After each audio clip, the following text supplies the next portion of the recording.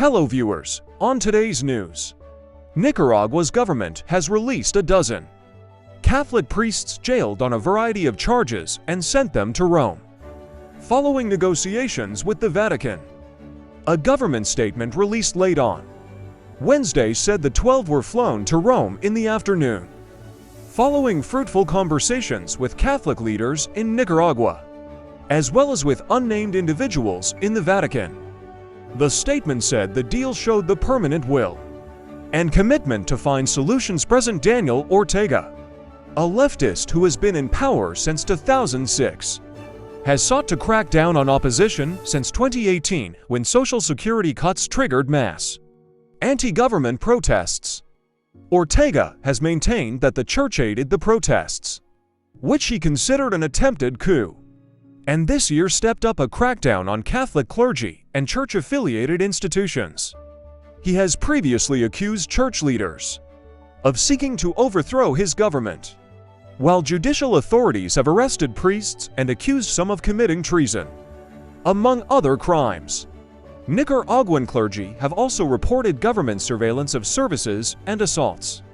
In February, Bishop Rolando Alvarez, who criticized the 2018 crackdown and was ultimately arrested during a pre-dawn church raid in 2022 for allegedly organizing violent groups, was sentenced to 26 years in prison on treason charges. His sentencing came shortly after 222 political prisoners were sent to the United States in a deal brokered by the U.S. government. Alvarez had refused to get on that flight. Nicaragua's government later stripped those prisoners of their citizenship. His name was not among the 12 priests flown to Rome on Wednesday.